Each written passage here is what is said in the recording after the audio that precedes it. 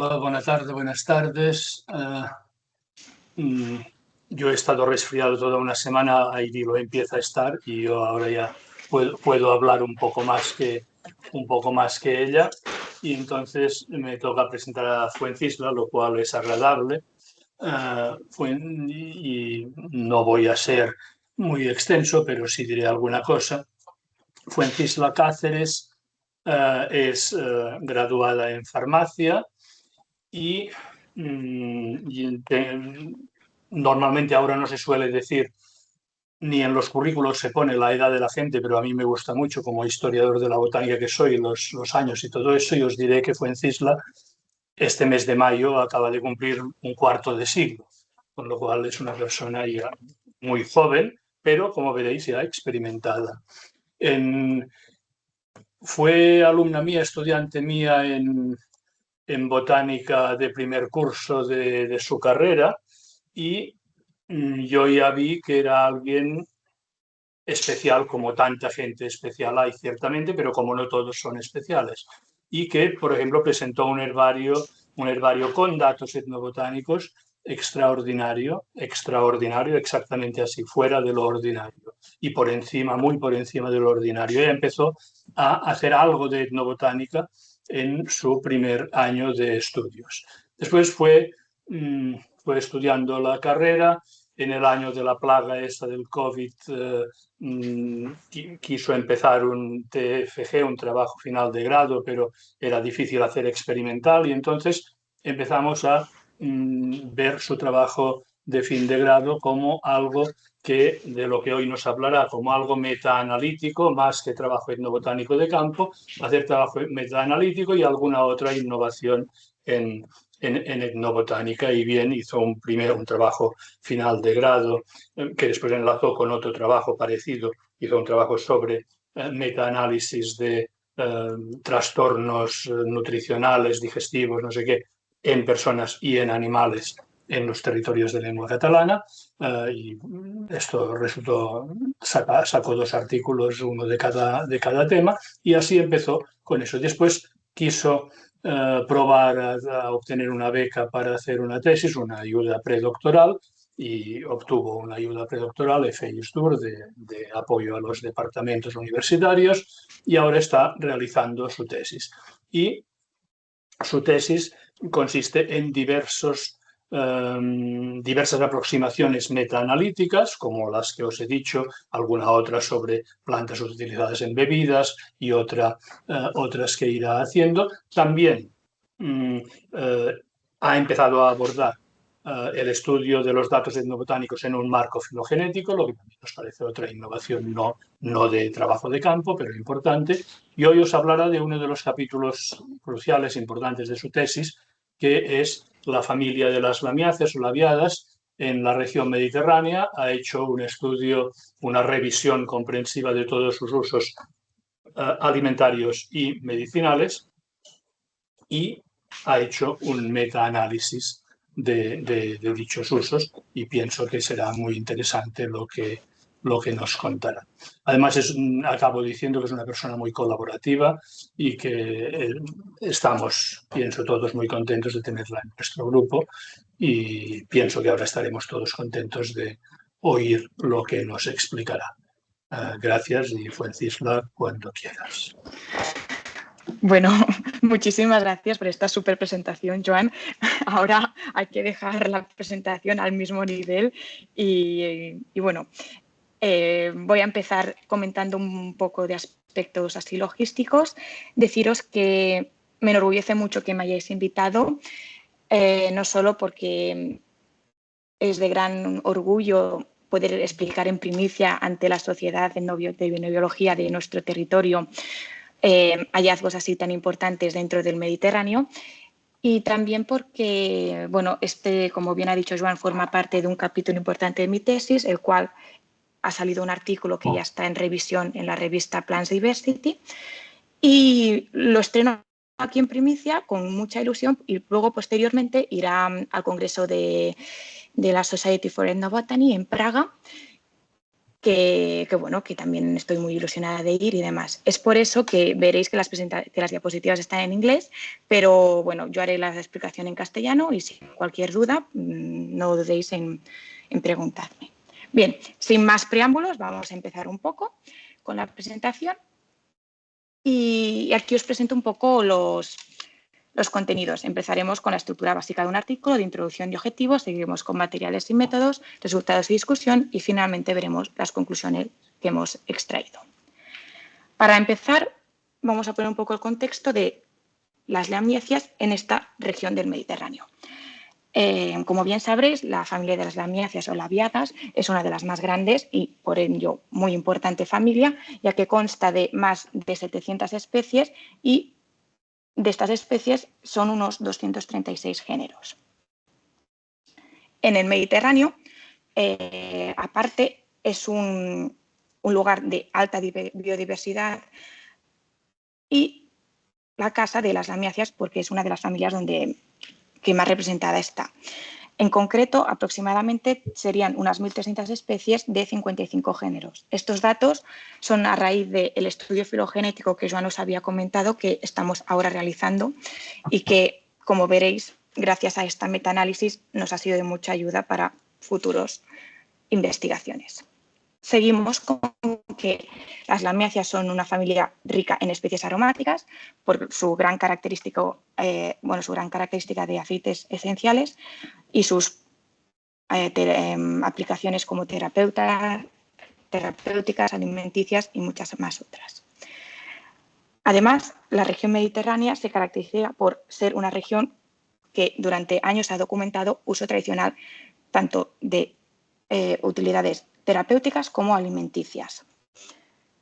Y por ello concluimos así un poco esta introducción que, como muchos de nosotros ya sabemos, el saber tradicional popular está en declive y por eso es urgente documentar el poco o escaso que queda hoy en día. Pero además, con esta metaanálisis queremos darle un vuelco a esto y que también sería interesante recuperar aquel saber mediante ya obras que ya estén documentadas y más aún en este territorio que, como bien había dicho, ha habido mucha tradición de estas prácticas. Bien, para ello planteamos los siguientes objetivos, del cual destaco el principal, que es hacer una revisión sistemática y, por ende, analizar estos datos de usos medicinales y alimenticios de lamiáceas en la región mediterránea, a fin de consolidar una gran evidencia etnobotánica que sirva de base para futuras investigaciones, como bien he comentado, la filogenia podría ser un caso. Específicamente, vamos a concretar los usos medicinales, en el cual nos interesa saber pues, cuáles han sido las especies más citadas, trastornos más citados, enfermedades, partes de plantas, etc. También nos interesará saber qué relaciones podemos establecer con algunas variables de interés que posteriormente entenderemos mejor esto. Nos gustaría también comparar las grandes subregiones del Mediterráneo, norte-sur, este-oeste, y saber cómo los trastornos varían según en qué zonas. También en estas zonas nos gustaría saber cuál es la biodiversidad y las plantas más usadas en estos territorios. Y finalmente, por lo que lleva a los usos medicinales, quisiéramos proponer asociaciones de planta y enfermedad que, gracias al saber popular y a la metaanálisis como herramienta tenemos una gran base de datos, por lo que reducimos el sesgo, podemos proponer asociaciones que son de mucho peso porque han sido citadas por activa y por pasiva en bastantes territorios, que posteriormente podrían tener una repercusión a nivel oficial, como ya veremos en las siguientes diapositivas. Por lo que conlleva a usos alimenticios, en paralelo y similar a lo de alimenticios, queremos identificar pues, las especies más citadas para uso alimenticio, las aplicaciones y las partes. También queremos ver este análisis regional de norte-sur, sobre todo, para ver cómo varían las aplicaciones y finalmente lo mismo, comparar qué especies se usan en estas regiones más pronunciadas. Y también queremos ver la superposición de usos medicinales alimenticios, por si vemos que hay un potencial como nutracéutico, que si no sabéis lo que significa, es que la planta per se te da alimento y a su vez un beneficio terapéutico. Muy bien, aquí os dejo un poco el mapa de la región mediterránea, donde abajo a la derecha tenemos el contexto del mapa mundial para que nos ubiquemos y en el centro está nuestro mar Mediterráneo. Las zonas que vemos aquí pintadas en verde sería el bioma del Mediterráneo establecido por la WWF y los países en gris son aquellos en los cuales habíamos seleccionado que está incluido este verdecito, por lo tanto tienen especies mediterráneas. Y vemos así en azul más oscuro unas líneas discontinuas para resaltar más las regiones, estas subregiones del Mediterráneo que os decía de norte-oeste, norte-este, sudoeste y sudeste. Bien, teniendo todo esto presente, para seleccionar los artículos en el cual íbamos a incluir en esta revisión, seguimos el modelo que propone PRISMA del 2020, el cual es ampliamente aceptado por la sociedad científica, no solo la médica, que es de donde surgió, sino también a nivel más, o sea, se ha hecho extensivo a otros ámbitos, no solo el médico de donde partió. Y por ello empezamos haciendo una búsqueda en bases de datos, en concreto en Web of Science, Scopus, PubMed y Google Scholar.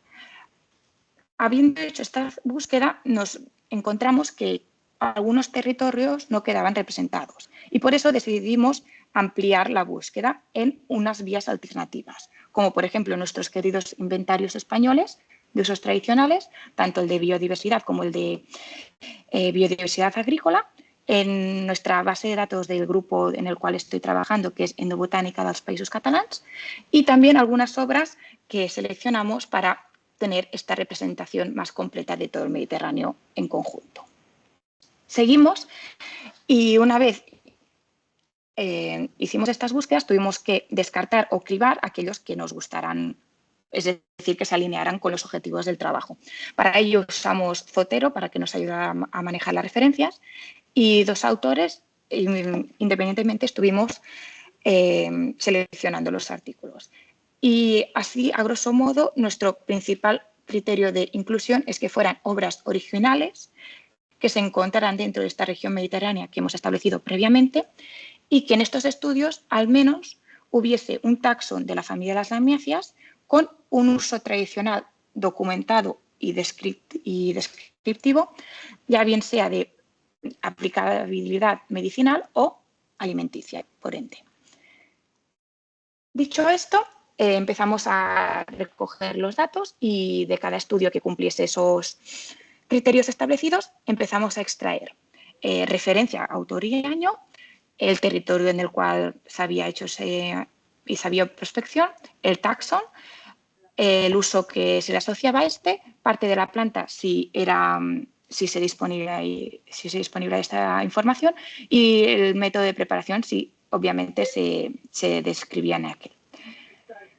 Esta parte también fue revisada por dos autores independientemente y si había alguna discrepancia se resolvió mediante consenso.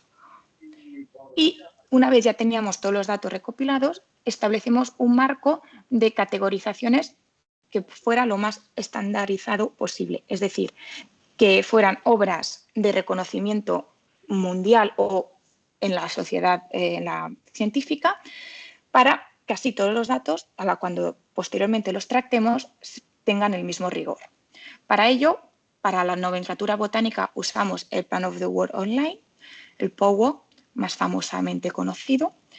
Para los usos alimenticios usamos la clasificación internacional para usos de atención primaria, la tercera edición, el ICPC3, que ha sido respaldada por bastantes etnobotánicos en artículos anteriores.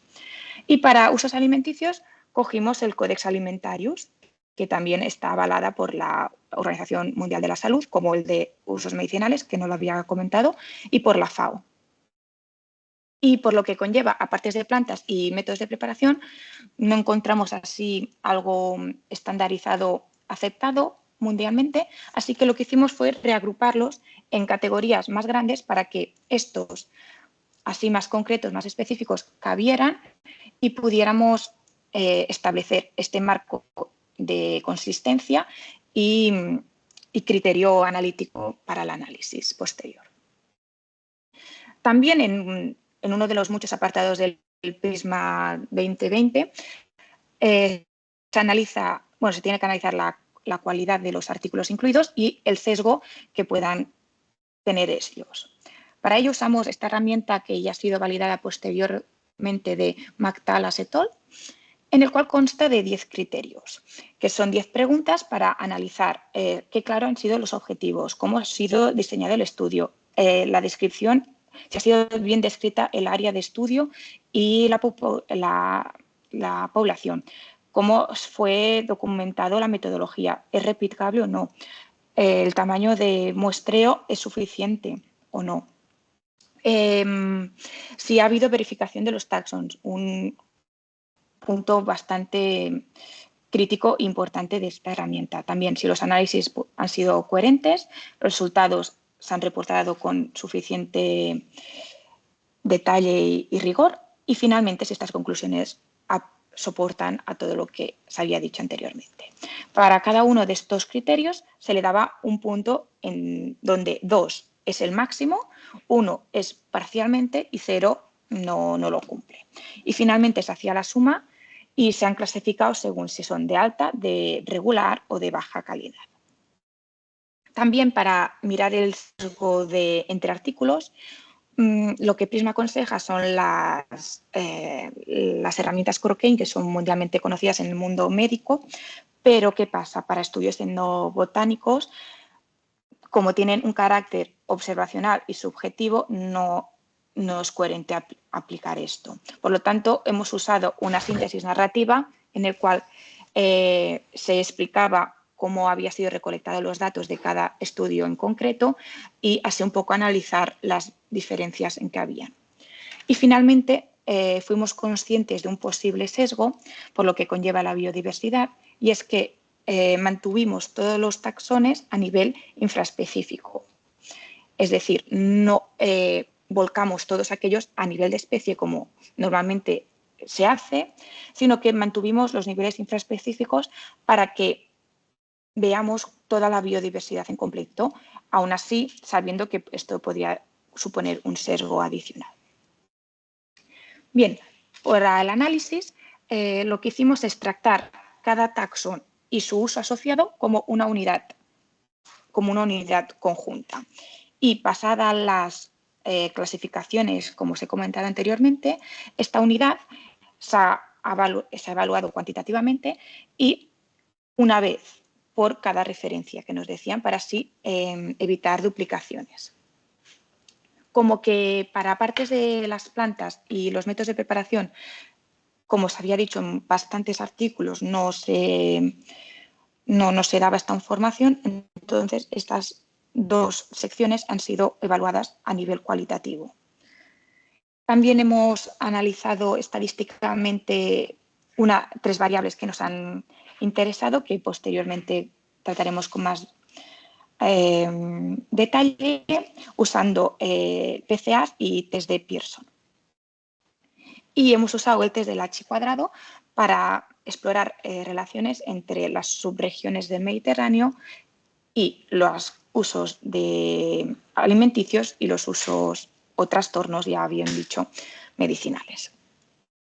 Bien, ahora ya pasamos al apartado de resultados y discusión y os pongo aquí el diagrama flow, que le llaman así en Prisma, que es el que aconsejan a seguir, en el cual se pone de forma esquemática, pero bastante bien descriptiva, cómo ha sido este procedimiento de inserción, exclusión, screening y demás de los artículos.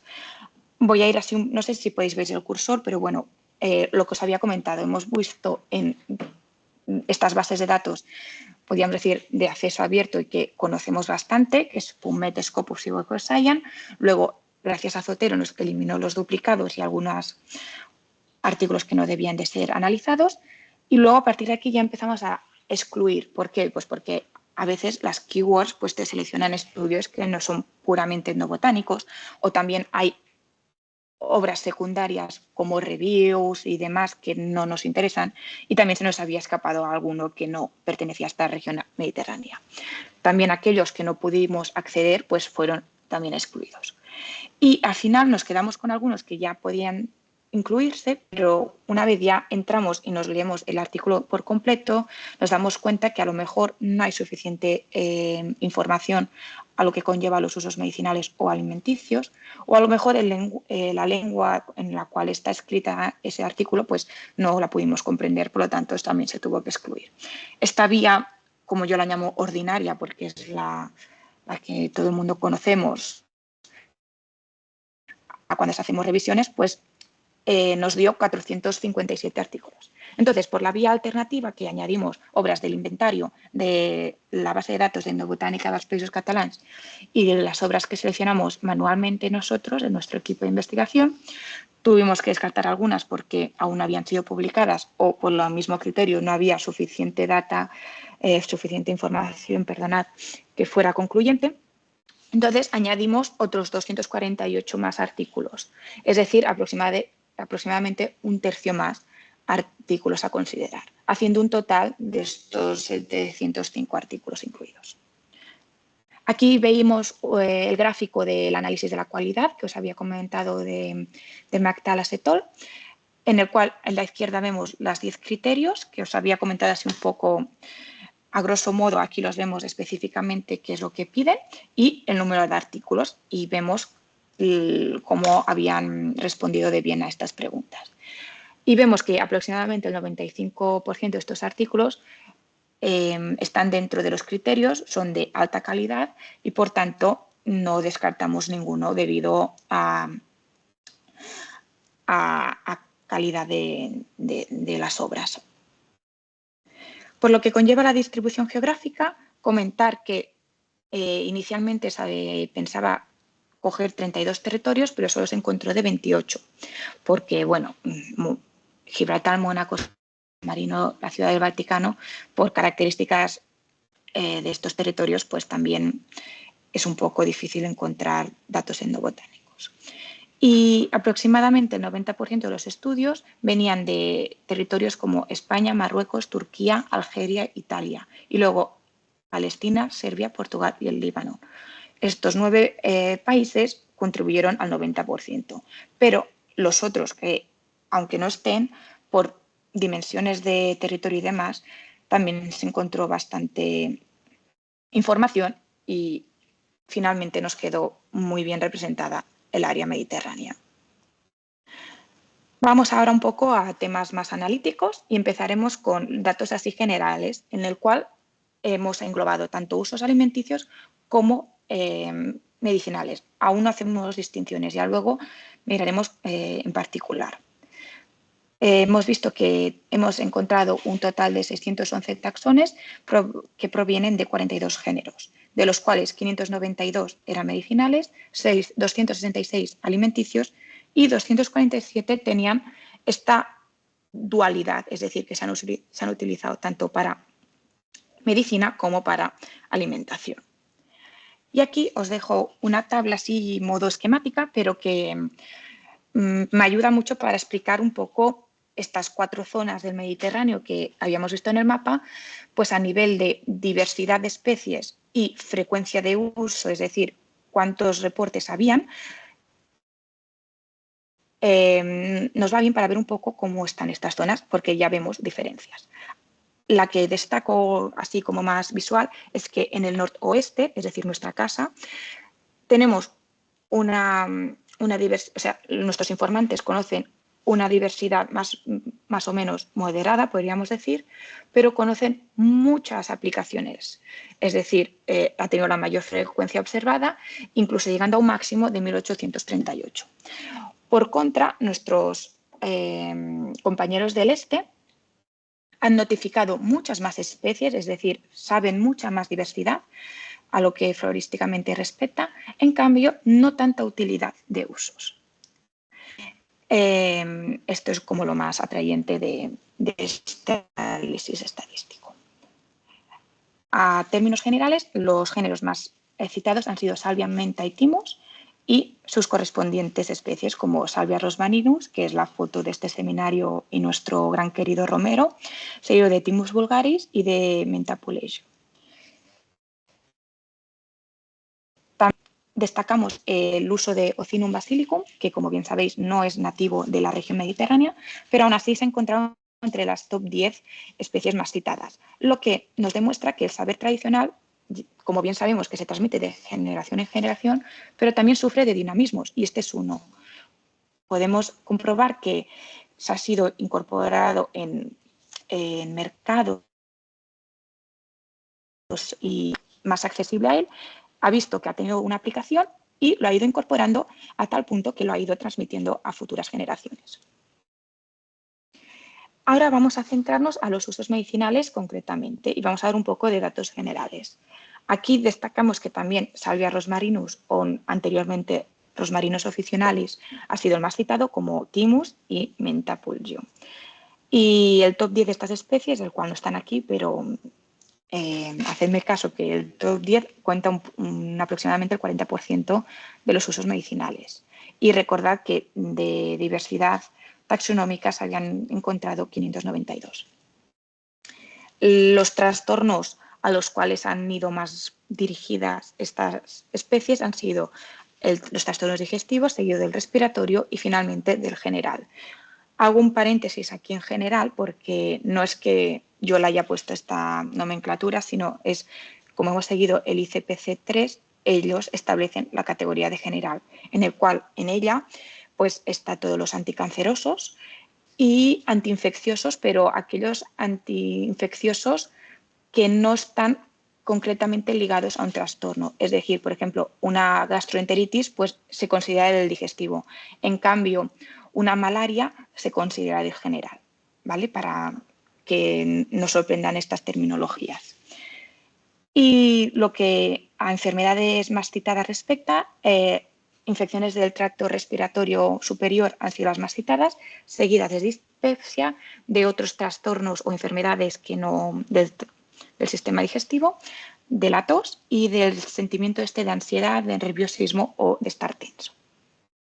Bien, aquí os pongo un poco de gráficos y vemos que las partes más citadas han sido la parte aérea, la hoja y la flor, y por lo que conlleva a los métodos de preparación ha sido las preparaciones que se hacen a base de agua, es decir, nuestras famosas tisanas o infusiones, que han sido claramente las más usadas, y no es de extrañar debido a que son fáciles de hacer y muy cómodas. Y también, que se me había olvidado comentar, la parte aérea, la hoja y la flor han sido de las más citadas porque son las partes más visibles y también se ha visto que son las que llevan estas propiedades, como son los aceites esenciales. Aquí vemos el desglose de cada grupo de trastornos clasificados por el ICPC3 y la contribución de cada uno de los territorios en concreto. Y vemos que tanto España como Turquía y Marruecos han sido de los países que más han aportado, luego estaría Italia por ahí, Algeria, como habíamos visto en los datos generales. Y es de sorprender que las lamiáceas han sido citadas para todos los trastornos que se indican. Bien, ahora pasamos a estadísticas también, pero más de medicinales, y para ello hicimos una PCA, en el cual hemos visto que en el factor 1, que da aproximadamente el 70% de la variabilidad, implica que son aquellos taxones que más han citado con más frecuencia y con más trastornos han sido reportados. En cambio, el factor 2, que explica el 20% de la variabilidad, es el que relaciona negativamente el número de trastornos, como vemos aquí, abajo en el gráfico, con el resto de variables a considerar, que fueron el número de taxa por cada género y la media de reportes que hubo por el género. Así como dato curioso, los géneros Salvia, Menta, Orégano y Thymus fueron los que valores de F1 más elevados tuvieron, porque abarcaron los 15 grupos de trastornos con muchos taxones que se engloban dentro de cada uno de estos géneros y se sabe mucha información etnobotánica porque obtuvieron muchos reportes. A excepción y curiosidad, podríamos decir, es el caso del género de Melisea, pues en el Mediterráneo solo hay 3 taxones, pero aún así tuvo muchos reportes y abarcó los 15 trastornos. Finalmente se hizo el test de Pearson para ver si estas correlaciones también se veían y vimos que positivamente se correlacionaban los trastornos con la cantidad de reportes, los trastornos y la cantidad de taxones en cada género y la cantidad de reportes con la cantidad de taxones en cada género. Aquí vemos ahora un gráfico de las distintas zonas del Mediterráneo, como ya hemos comentado anteriormente, y aquellas especies que han sido más usadas, es decir, se han observado mayores frecuencias, en la cual me gustaría destacar que nuestra querida Salvia rosmarinus ha sido entre las más frecuentes en las 4 regiones, pero en especial en la región del norte-oeste y el suroeste. Y destacamos así por regiones que han sido las más usadas y ya veréis que tienen distinto patrón según la zona. Vemos que en la zona del norte-oeste, Thymus vulgaris ha sido también de las más usadas. En el norte-oeste, Teucrium pulium. En el sudoeste, Marrubium vulgare, y destaco que aquí sí que ha salido entre las más frecuentes el caso de Ocinum basilicum, como hemos visto, y en el sudeste Origanum syriacum, que es la gran especie porque veremos que también alimenticias también es, dado que es la que más accesible tienen en esa zona. Bien, hicimos el test de la H cuadrado y vimos relaciones significativamente importantes entre subregiones y tipo de trastorno, en el cual tanto el sistema digestivo como el de la piel fueron estadísticamente significativos, ya sea porque fueron sobre o subrepresentados en las 4 regiones. Y aquí os vuelvo a dejar otro gráfico así más visual para ver en las zonas qué fue lo que más se destacó. Y vemos que en el norte-oeste los trastornos circulatorios y de la sangre estuvieron sobreexpresados. Creemos que es porque en esta zona las enfermedades cardiovasculares son la principal causa de muerte y por eso los informantes buscan otras alternativas a estas patologías. En el norte-este vemos que los trastornos psicológicos y respiratorios fueron también significativamente superiores. Una posible explicación es porque hay artículos que respaldan que hay una peor calidad del aire en esa zona y por eso puede conllevar a más trastornos respiratorios y puede ser que para ello se busque alternativas a bases de plantas tradicionales.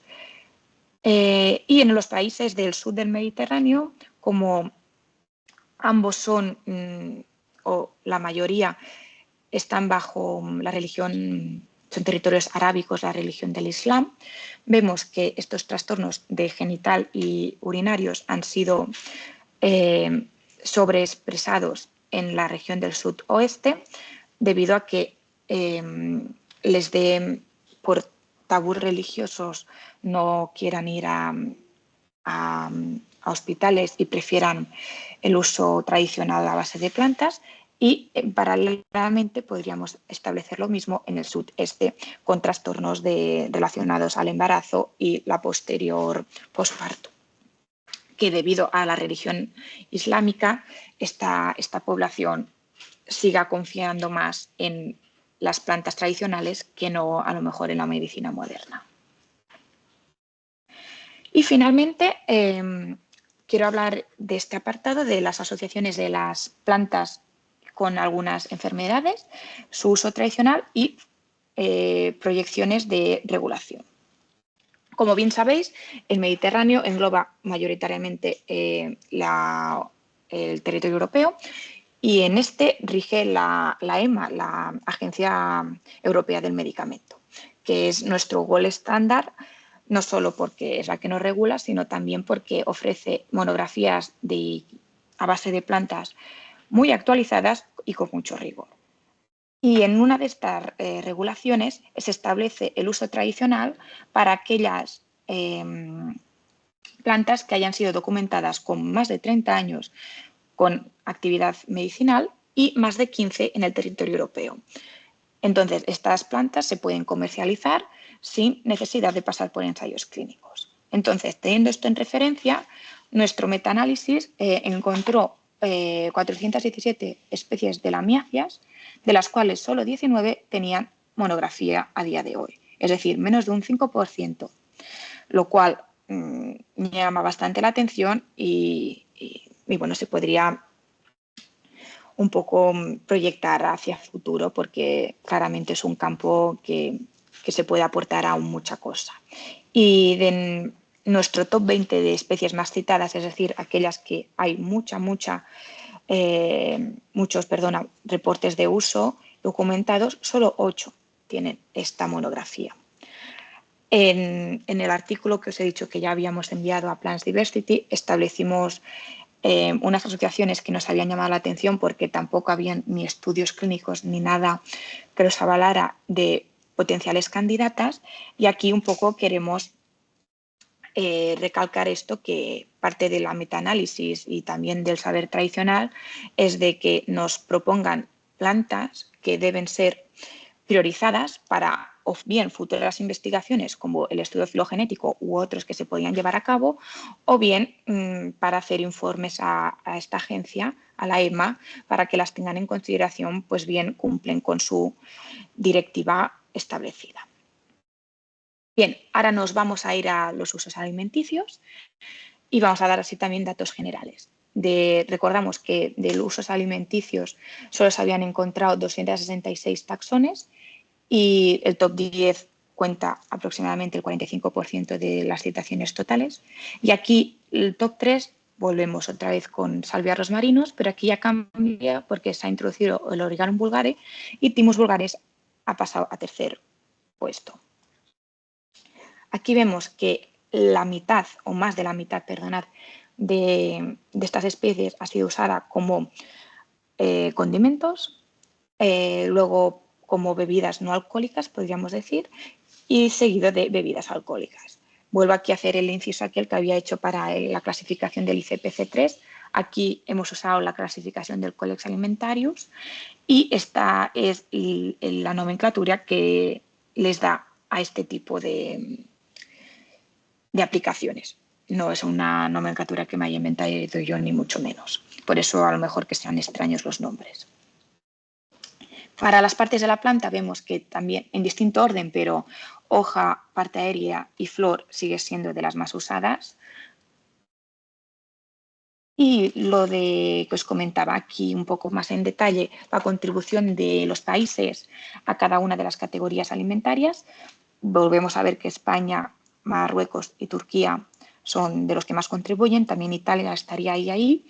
Y es sorprendente, aquí habría que hacer mucho zoom, pero doy fe que en la categoría de azúcares, que sería todo aquello que es a base de mermeladas, siropes y demás, el ganador es Croacia, que es de sorprender porque, bueno, miré en detalle los reportes que había sobre esto y hacían pues mermeladas a base de lavanda, siropes también solo con una especie, que puede ser un nicho a explorar futuramente, dado que como forma así de presentación y demás puede ser la más apetecible, ¿no? El dulce, que no otras, y podría ser un nicho nutracéutico a considerar.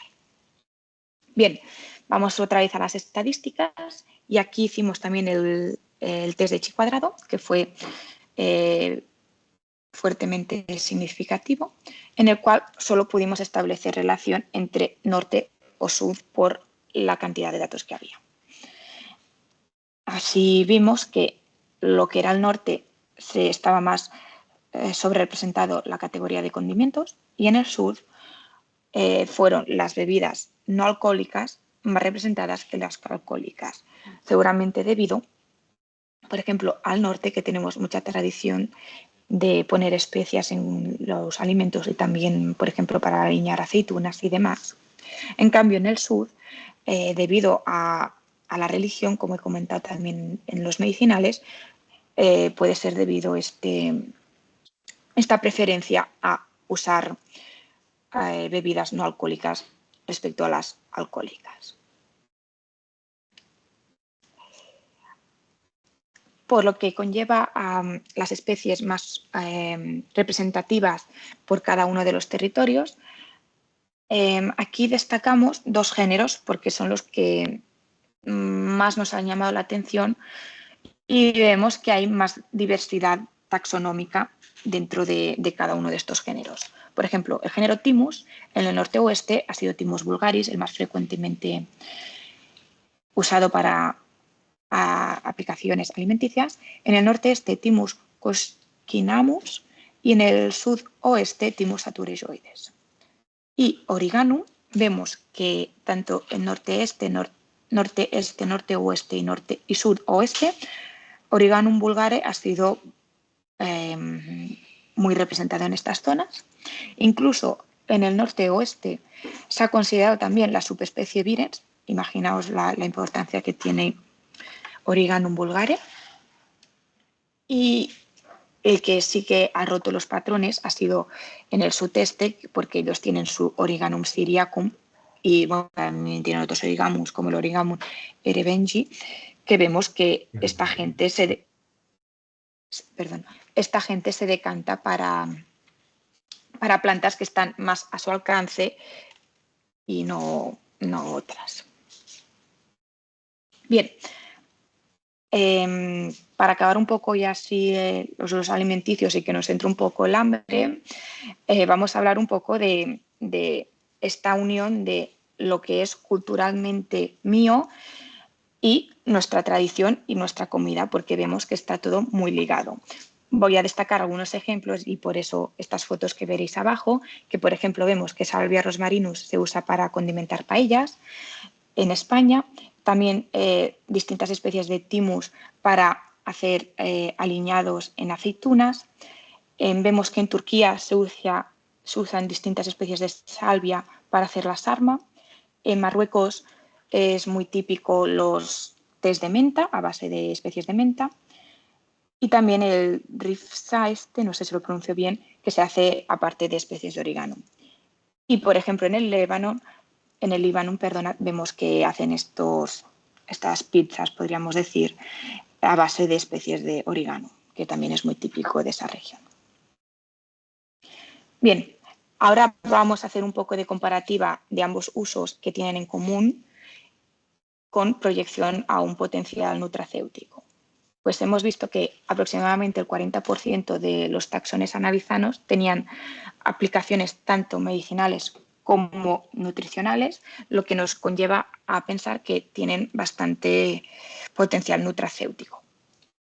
También vemos que las partes de las plantas más usadas, tanto en uno como en otro contexto, son las mismas, partes aéreas, hojas y flores, bien sea porque son las más visibles o también porque coincidentemente o sin coincidencia son las que tienen los principios activos, estos valiosos aceites esenciales. Y hemos visto una estrecha relación entre yo uso una especie de lamiacia para condimentar un plato, pues bien porque culinariamente o tradicionalmente lo hacían así o me gusta o es típico de mi país. Y también vemos que esto hace que yo digiera mejor y me ayude pues, con condiciones como la dispepsia. Y también esta relación la hemos podido ver, por ejemplo, que yo me tomo un té por el simple mero hecho de que me gusta su sabor, lo disfruto y me gusta, y a su vez, bien sea por infusión o por tisana, este puede ser el vehículo hacia una aplicabilidad terapéutica según la planta que se escoja. Como conclusión, nos gustaría remarcar 4 y que hemos encontrado en este análisis y las cuales creemos que son muy relevantes.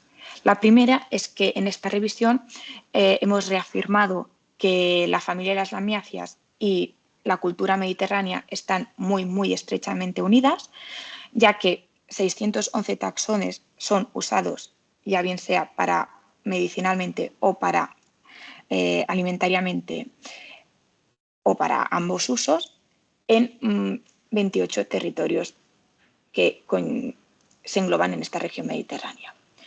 También nos ha sorprendido que se haya visto la inclusión de especies no nativas, se hayan visto de las más usadas por el saber tradicional, lo que nos explica que este saber tradicional se adapta y se modifica según los tiempos que se viven. Además de que hemos visto que hay claramente diferencias regionales, ya bien sean explicadas por la accesibilidad a cierto taxón o a otro, pero también por tradiciones que aún en día se siguen llevando a cabo. También hemos visto que a más riqueza taxonómica se relaciona con una mayor frecuencia de citación y por ende es de mayor importancia cultural, aunque hayamos visto todos estos números y tanta evidencia, aún así muchas de estas plantas siguen estando pues sin su reconocimiento oficial en monografías reconocidas. Y finalmente, bueno, aunque aquí me hubiese encantado ponéroslo, pero ya hubiera sido una super presentación, pues en el análisis se recomendaron ciertas asociaciones de planta-enfermedad que con la técnica de la metaanálisis esperamos que puedan pues rellenar posibles consideraciones a nivel regulatorio o bien dar validez a una integración de este saber tradicional que tanto avalamos y tanto queremos que tenga un respaldo y una aplicabilidad posterior. Y no por eso implica que no se esté haciendo ciencia, simplemente queremos darle el valor que consideramos que hoy en día, como hemos visto con números, no se le estaba dando.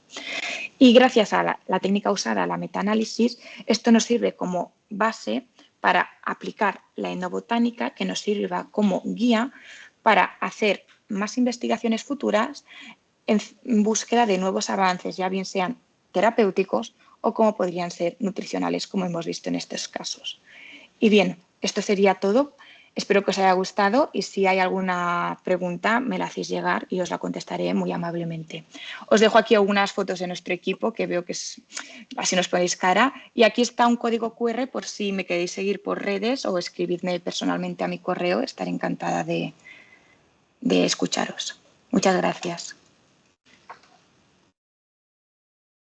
Bien, pues gracias Fuencisla por esta presentación que pienso que es estimulante y veo aquí unos aplausos en la pantalla y eso debe reflejar este estímulo, entre otras cosas.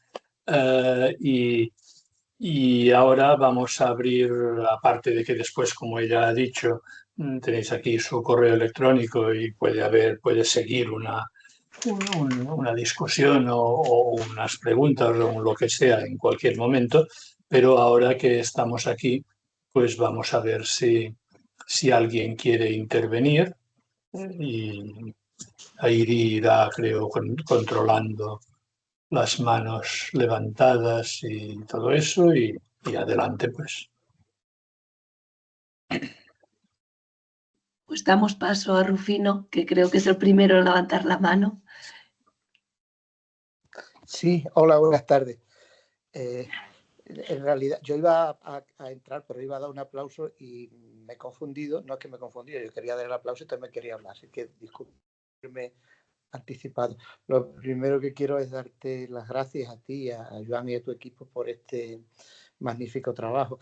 Me ha resultado muy sugerente porque yo cada vez que empiezan a hablarme de la viada se me van las palmas precisamente, ¿no? No me tocan las palmas que me conozco, porque después de un tiempo enfricado con los espárragos, ahora lo estoy con ciertas labiadas, sobre todo con el romero y el Thymus mastiquina, ¿no? Lo que pasa es que yo lo hago desde otra perspectiva de la importancia que tienen en los rituales.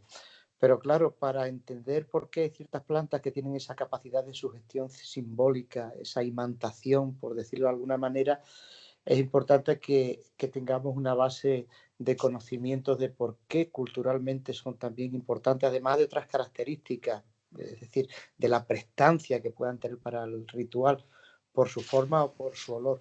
Y yo creo que una de las grandes virtudes de tu presentación es precisamente el habernos dado cuenta a través de metaanálisis de lo importante que es, no solo en España, sino en todo el Mediterráneo. La hipótesis con la que estoy trabajando tiene que ver precisamente con, bueno, lo mío es muy raro, ¿eh? Más raro que un bittercast de litro, pero tiene que ver precisamente con que los ecosistemas mediterráneos tienen unas características que la gente que vive en esos ecosistemas, como parte de ellos, sabe leer, aunque no sepa de botánica o aunque no lo haga a nivel de conciencia, sino de lo que es la dimensión hiponoética, lo que va debajo de la conciencia. Y entonces aquí el listado, la enorme panoplia de usos, de conocimientos y de aplicaciones es brutal y avalan precisamente esa idea.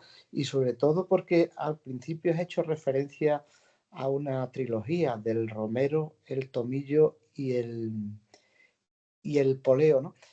Yo ahora que estoy como en las guerras medievales, las campañas eran en mayo. Mis campañas son en mayo precisamente porque son las fiestas de cruces y nos metemos ya en Corpus y tal. Y estas tres precisamente aparecen en una cantidad, el poleo menos, en Zahara de la Sierra sí, pero el romero y el Thymus mastiquina son constantes en los rituales religiosos de fiestas de cruces y corpus por aquí. Así que nada, quería darte las gracias y de paso, que no lo he hecho antes, saludar a todos los compañeros que veo por ahí, a Joan, a Iris, a Manuel y a otros que no sé si están, pero en cualquier caso que se den por saludar. Un placer de estar con vosotros y de poder saludaros. Gracias. Muchas gracias.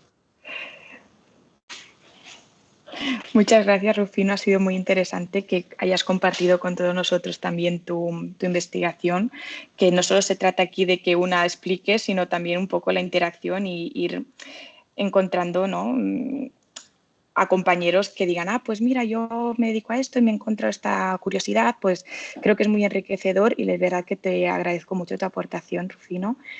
Y sí, el romero, como hemos visto, en tanto usos alimenticios como medicinales, ha sido ampliamente, bueno, el ganador, sin ninguna duda, si podría decir así, de una forma. Y además, si me lo corroboras también en usos rituales, yo creo, y hasta es cultivo propio, no tengo ninguna prueba estadística, pero yo creo que como tradicionalmente se ha visto que se usa y que tiene aplicación, pues los informantes le han cogido cariño y a lo mejor a raíz de eso han experimentado otras aplicaciones, podríamos decir. Pero bueno, esto ya es teoría mía y no te sabría decir en números. Pero bueno, muy agradecida, de verdad. Gracias.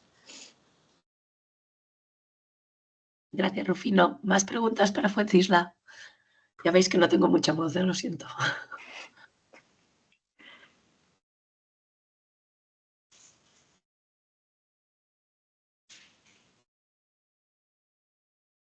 Manuel hoy no tiene micro. Si quiere preguntar algo, lo pones en el chat y yo lo traslado.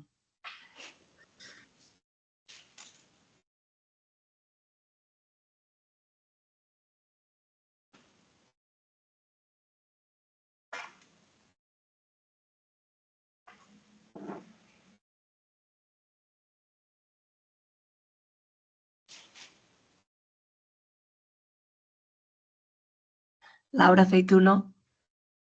Hola, buenas tardes. Hola. Pues nada, enhorabuena Fuencisla, porque la verdad que es un trabajo súper necesario y que aporta una luz muy interesante a cosas que, bueno, pues que todos intuimos, pero que ya dan números, como tú decías. Así que muchísimas gracias. Y me surgieron algunas curiosidades que, claro, como al ir rápido las diapos, por ejemplo, no sé, había algunas gráficas en las que la frecuencia en los análisis que hacías en los países del sur era súper alta, como 1000. Entonces no lo entendía bien, o sea, por qué había esa diferencia en la frecuencia tan grande, si no lo puedes explicar. Que a lo mejor es porque no lo he entendido bien. Te refieres a cuanto a las especies usadas en cada una de las regiones, ¿no? Eso es como, había unas frecuencias desorbitadamente más altas en el sur. Entonces, ¿a qué se debe esa diferencia tan grande? Es porque los estudios... Creo que te refieres a las... Bueno, no sé si sigo compartiendo. Creo que te refieres a estas, a las de usos alimentarios. Sí. Y las que salen desorbitadamente altas son las del norte-este. Perdona, vale. norte-oeste, que es nuestra zona, pues... Pero claro, es norte-este, vale. Sí, o sea, es el otro, sí, exacto. Vale. Esto se explica en el artículo, que es que, bueno, debido a que hemos usado fuentes adicionales, tanto del inventario como de nuestra base de datos, esto ha podido traer un posible sesgo porque nos ha hecho esta búsqueda tan extensiva, porque bien, no hemos encontrado estas bases de datos de acceso abierto, aunque hemos preguntado a colegas y también nos han dicho que no existían en otros territorios. Y creemos que ha debido ser un posible sesgo de investigación. Pero bueno, era simplemente para ver que es cierto que hay estas frecuencias más elevadas en el norte-oeste, pero también en menor medida también hemos visto frecuencias no tan altas, estos números a lo que te refieres, Laura, pero en otros territorios porque para ellos deben ser las más usadas. O sea, yo creo que hay el sesgo este de la cantidad de obras de una parte que de la otra, y por eso ha salido así. Vale, porque la frecuencia se refiere al número de obras en la que aparece citada esa especie, ¿no? Frecuencia es número de obras.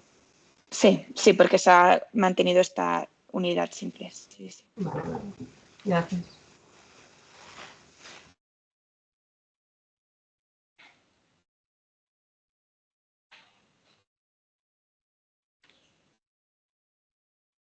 ¿Alguna pregunta más? ¿Alguien se anima?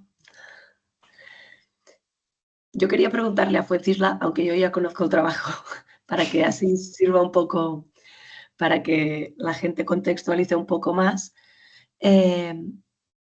Tú has hablado de que después de este trabajo se quería hacer un análisis filogenético plasmando en este análisis, bueno, en este árbol filogenético las especies que ya tienen usos etnobotánicos.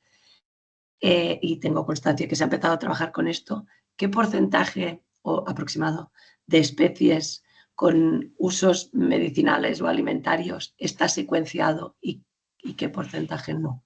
Es decir, ¿hay muchas especies con usos que están secuenciadas o realmente son muy pocas? No, son poquísimas. O sea, estamos empezando haciendo los árboles y nos estamos basando en el Smith & Brown del 2018, si no voy errada. Y en este, que de lamiáceas que tengan secuencia, había unas 300 y pocas, así a grosso modo, de las cuales eran medicinales 150. O sea, estamos hablando que la mitad. Pero a lo que respecta a todo en general de las lamiáceas del Mediterráneo, que son 1.300, de que se hayan documentado usos medicinales y alimentarios, pues eran 100 más o una cosa así, alrededor de 400 y pocas especies. O sea, estábamos hablando de que se conoce tradicionalmente mucho, pero a nivel de la cantidad florística que hay en el Mediterráneo, muy poco. Y tenemos que dar gracias que al menos este saber popular conoce bastantes plantas, porque si fuéramos aleatoriamente cogiendo una por una, pues ya nos podíamos tirar aquí años y milenios. Gracias.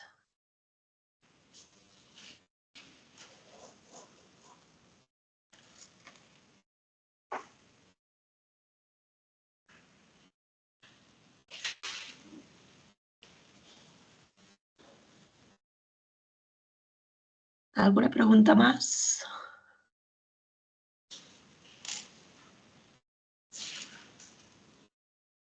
Reflexiones abiertas, no tienen por qué ser preguntas.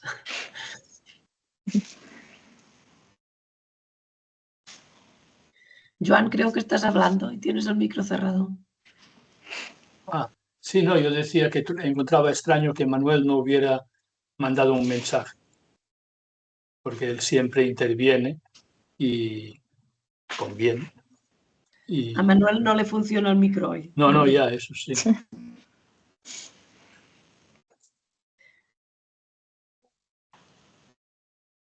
Ni el chat, dice que el chat tampoco funciona. Ah, ni el chat. Bueno, pues entonces nos quedamos hoy sin la intervención de Manuel.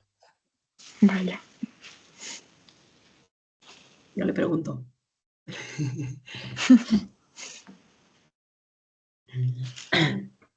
Laura. Pues como nadie más se anima, yo tenía más cosas que preguntar, pero digo, venga.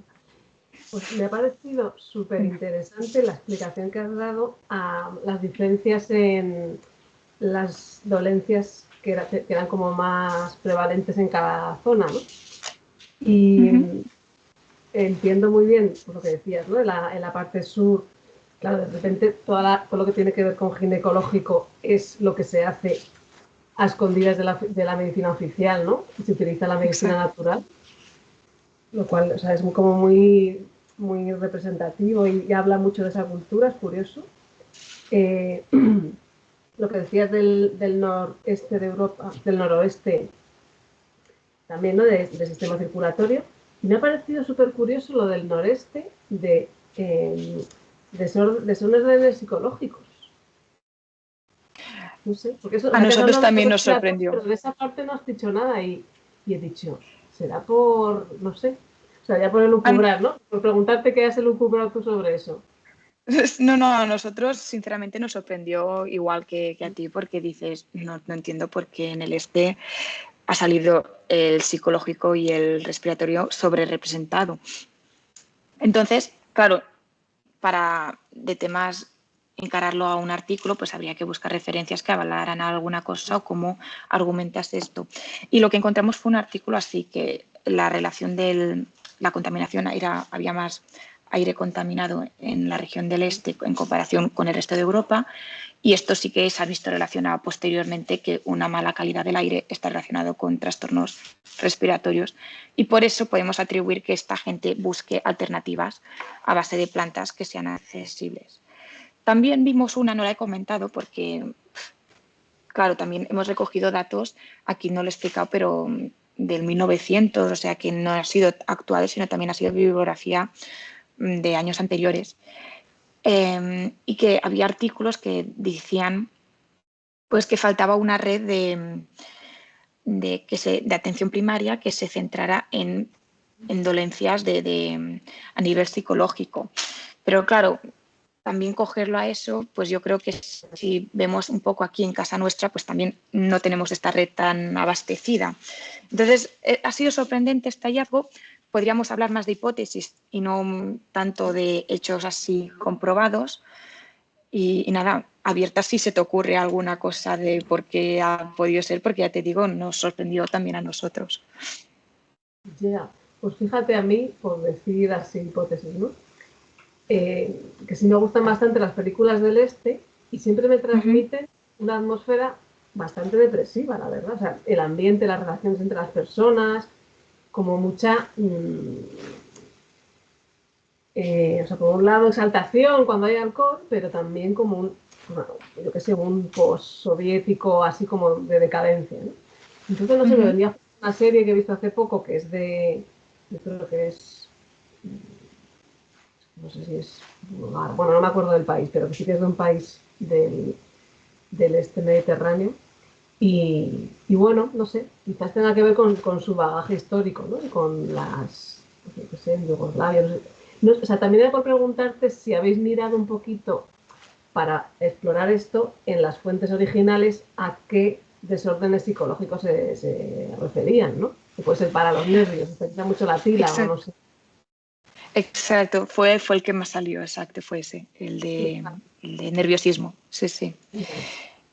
Por eso que es complicado, ¿no?, encontrar algo, y más con también los tabús. Bueno, ahora parece que se está haciendo más resueno de toda esta problemática, pero durante muchos años no se ha tenido en cuenta. Entonces, encontrar algo así que te soporte una discusión ha sido un poco un challenge, como diríamos, ¿no?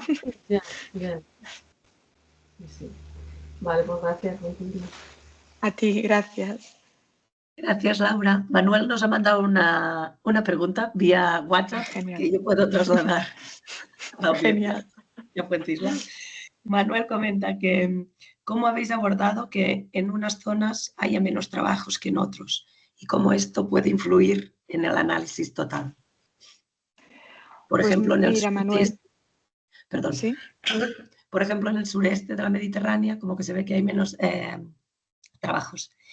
Y por otra parte, y que creo que lo debía haber dicho antes, que realmente con los datos que has presentado se ve que la Mediterránea es una zona muy rica etnobotánicamente porque hay mucha información de muchísimas especies. Pues mira, Manuel, ha sido... Bueno, ahora ya no porque ya pasó, pero en su día me rompí bastante la cabeza porque hicimos una primera búsqueda y, por ejemplo, países como Malta, Chipre, así que son, pues no había absolutamente nada. Portugal había muy poco, había muy poca cosa. Y gracias a Joan y su biblioteca infinita, que me dio una tesis que aún me estoy acordando de Chipre y bueno, pudimos, o sea que a lo mejor no es el número de obras, sino también la cantidad de reportes, esto que hablamos de la unidad de un taxón de la miacia y una aplicabilidad en cuanto a uso, pues se encontraron muchísimas y se pudo un poco solventar. Pero aún así, claro, yo lo encuentro al nivel de base de datos. Vemos aquí tanto el inventario como la de nuestro grupo, que está todo abiertamente, fácil acceso y demás, y ves otros países y esto no existe.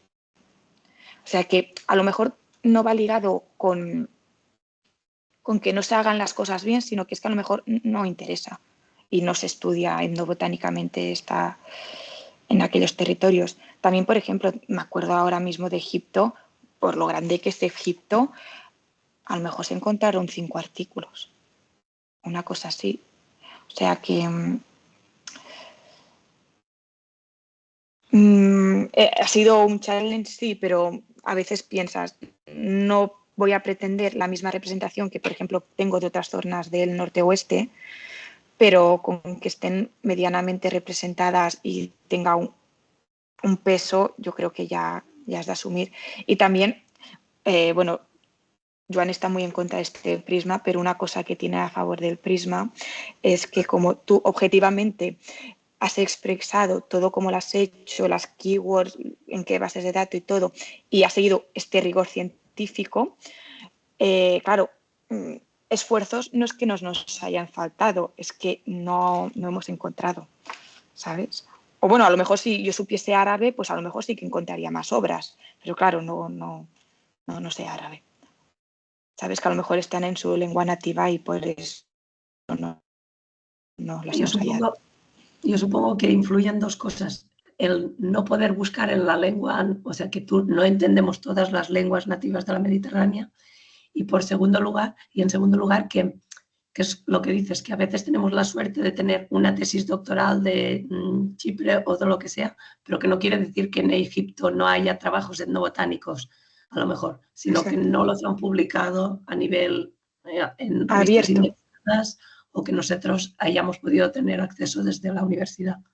Pero que yo creo que toda la Mediterránea seguramente está bastante bien prospectada etnobotánicamente y que hay algunas zonas en las que, por desgracia, no podemos llegar porque no tenemos contacto directo, o si hubiéramos hecho el contacto directo con los locales, este trabajo no se terminaba nunca. También es medir los esfuerzos en el sentido de lo posible. O sea que Prisma nos ha ayudado a poder coger siempre hacer una revisión rigurosa, en plan los artículos científicos en inglés todos y o ya en otras lenguas en las que entendieran los participantes del artículo, pero que después depende mucho de las obras locales de las que tú tengas acceso también.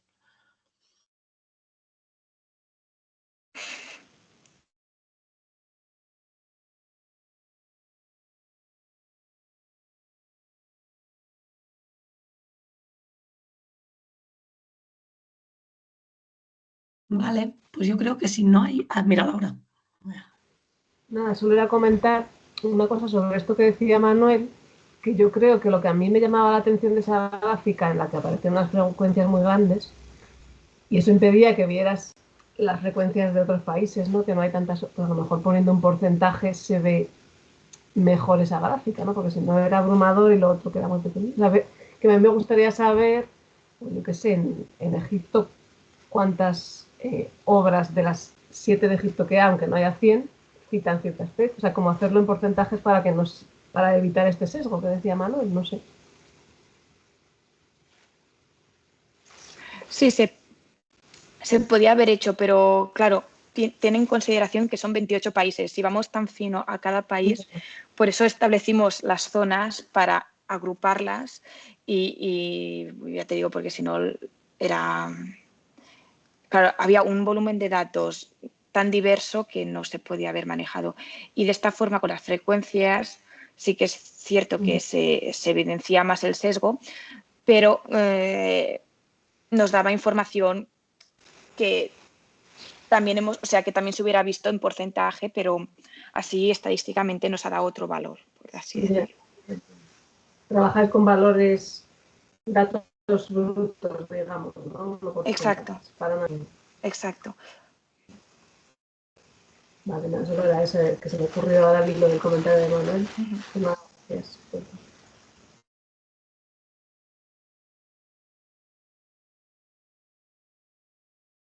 Perfecto, muchísimas gracias. Yo creo que con la poca voz que me queda, a lo mejor Joan puede cerrar el seminario. Bueno, yo solo lo cierro ya que Airi no tiene voz y Manuel no tiene altavoz, pues os digo que gracias a los 36 creo que hemos sido en el momento máximo, lo que no está mal, y gracias a todos y todas por la asistencia, a las personas que han intervenido y sobre todo, nuevamente, gracias a Fuencisla por haber querido contribuir a uno de estos seminarios de nuestra querida sociedad. Y hasta el próximo.